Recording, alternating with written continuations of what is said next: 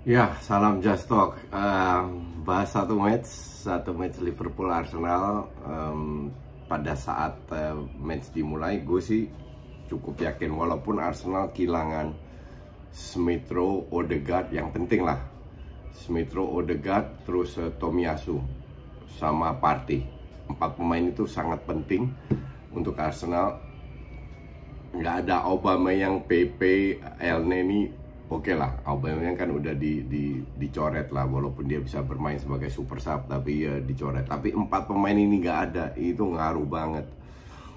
Artinya di bek kanan Tomiyasu diganti Cedric. Nah, Cedric tahu sendiri kayak apa, suka ribut sendiri sama bola.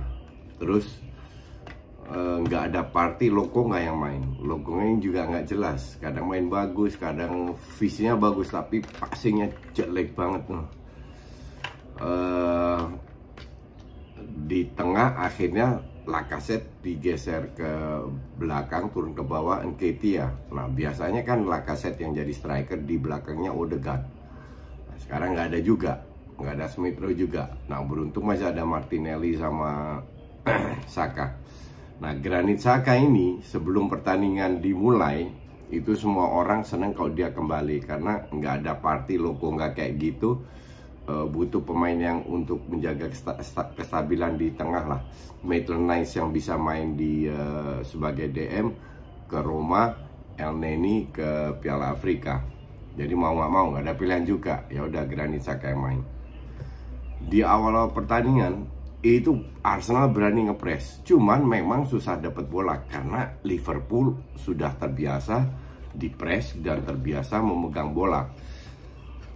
Tapi beberapa kali Arsenal bisa memaksa Liverpool main crossing bola jauh, walaupun ujung-ujungnya Liverpool juga yang menang bolanya. But that's okay, at least ini seru. Arsenal punya intensi untuk memain walaupun Liverpool pegang kendali.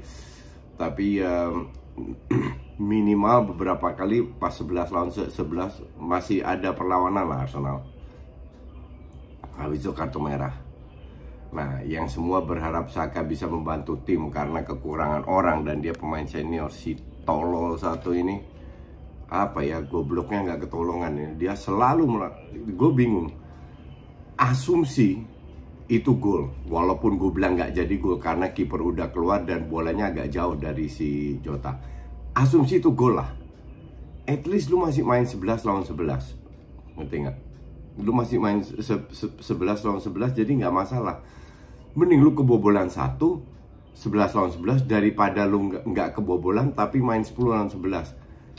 65 menit plus 5 menit extra time, 7 menit, 70 menit. Otaknya di mana? Dan ini bukan pertama kali bahwa si Granit Xhaka ini membuat kesalahan yang tolol begini. Itu kan merugikan tim gitu loh. Gue nggak habis pikir ya. Gue harap Arsenal ini kan ngincer Arthur sama satu DM. Gue harap cepat segera balik, terus minimal Elneny ya, nggak tahu Elneny bisa balik nggak ya. Bukan Elneny, at least Thomas Partey lah. Ghana kan kemarin kalah, semoga kalah cepat balik, at least di tengah itu bisa ngelawan. Karena Xhaka ini lebih sering merugikan tim daripada membantu tim. Sebagai pemain senior, sampai disindir sama Ian Wright di Twitter, katanya kita butuh kontribusi dari pemain senior. Tapi pemain senior kayak gitu ya bapuk minta ampun. Nah, pada saat kartu merah ini terjadi juga dengan Chelsea waktu itu. Reece James, gue masih ingat, lawan Liverpool, Reece James kena merah. Kalau nggak salah main di Anfield juga. Chelsea juga parkir bis. Jadi mau nggak mau Arsenal parkir bis. Di sini baru kelihatan betapa mediokernya Liverpool. Kalau lu banyak tim lah bermain dengan 10 orang cetak gol, atau at least lu punya kreativitas. Ini nggak ada sama sekali loh. Siapa yang mau supply? Jota itu juga kelihatan bahwa dia real striker yang nggak bisa apa-apa kalau nggak ada yang supply. Oke. Firmino lagi drop sama sekali, dan nggak bisa apa-apa Liverpool. crossing ya, sekali-sekali dapat setengah peluang. Padahal Arsenal di belakang ya nggak bagus-bagus amat juga mainnya. Gue selalu bilang Salah Mane ini gendong Liverpool 60-70%, dan malam ini kembali terbukti bahwa Liverpool itu beruntung punya Mane dan Salah. Minimal pemain-pemain lainnya itu lebih enak mainnya, lebih kebantu, karena Liverpool main tanpa playmaker. Nggak ada Thiago juga kan, nggak ada Thiago. At least Thiago masih bisa supply. Lu berharap siapa? Fabinho, tahu sendiri Fabinho kayak gimana tadi. Alexander Arnold, Oxlade-Chamberlain, Curtis Jones, please deh. Belum Minamino. Dan ini manajemen Liverpool masih berpikir untuk memperpanjang Salah. Emang Salah minta berapa sih? Gue bilang kalau minta 20 juta aja. Vlahovic itu yang mau dibeli Arsenal itu minta 20 juta. 20 juta zaman sekarang udah biasa. Selevel Ronaldo lah. Ronaldo kalau nggak salah 20 jutaan. Bahkan Pogba juga segitu, lebih malah. Give him the 20 juta. Ngerti nggak? I don't get it. Masih ditahan-tahan. Kalau gue jadi klub-klub lain yang punya duit, tarik itu Salah. Selesai Liverpool. Kalau dapat duit 45, emang zaman sekarang dapat striker sekelas Salah itu berapa duit harganya? Haaland yang gue bilang masih satu level di bawah, mungkin 2 level di bawah Salah, itu udah berapa harganya? Vlahovic yang belum terbukti sama sekali, itu udah 70 juta harganya. Ini yang gue nggak habis pikir dengan manajemen Liverpool masih ngulur-ngulur. Kalau gue jadi Salah, gue kasih ultimatum, lu nggak mau bulan ini atau minggu ini nggak mau perpanjang kontrak gue, I'm gone. Pasti banyak yang mau bayar Salah, minimal PSG lah, kalau nggak mungkin City mau ambil Salah. Tapi gue lihat Salah ini kan orangnya terlalu baik ya. Dia itu bukan orang yang neko-neko. Salah satu pemain bola yang very humble, very good. Duitnya sudah banyak dan nggak perlu neko-neko ini itu dan lain-lainnya. Jadi betapa arogannya atau pelitnya manajemen Liverpool untuk tidak memberikan apa yang Salah inginkan. Padahal dia udah bilang, gue nggak minta yang aneh-aneh kok.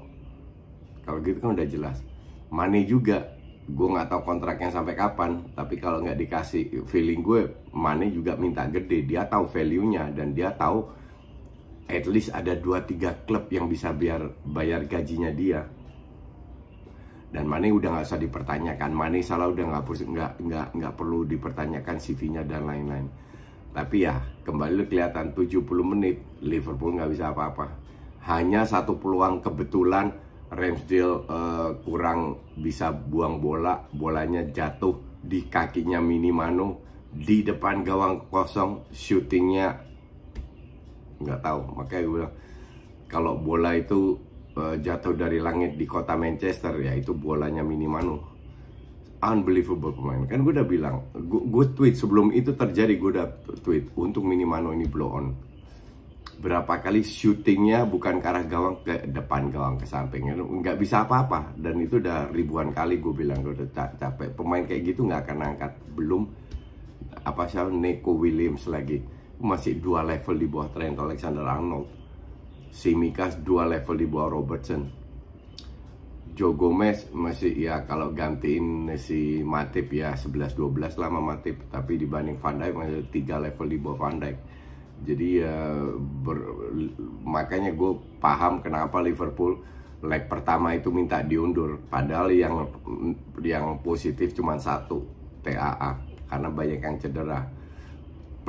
Tim intinya kalau full tim gak cedera plus Mane yang Salah itu bisa mengalahkan semua tim. Kita tahu sendirilah. Tapi kalau seandainya ada yang cedera 2, 3, 4 pemain aja dari pemain inti, selesai itu Liverpool. Milner aja diperkosa, lihat berkali-kali disuruh main terus sebagai starter. 36 tahun. Untuk level Serie A mungkin masih bisa, level Inggris intensitas terlalu tinggi enggak. 36 tahun itu luar biasa, makanya pas ditarik keluar dia juga ngos-ngosan. Tapi inilah gue bilang FC Salah Mane ini bener-bener ya gue bilang dari skor 0-0 ini, semoga untuk fans Liverpool ya, semoga mereka ngelihat, mereka kebuka matanya bahwa tim ini biasa banget kalau nggak ada Saleh Mana, nggak ada Van Dijk, nggak ada Saleh Mana, biasa banget. Nggak ada playmaker, Thiago ya ngebantu, nggak ada yang supply ke Jota atau Firmino, siapapun di depan, karena mereka nggak main tanpa playmaker ya. That's it, kita tunggu aja, kita lihat nanti apa namanya, weekend ini akhirnya ada liga lagi. Kita ketemu lagi hari Sabtu, mungkin gue bikin preview. Oke? Thanks for watching.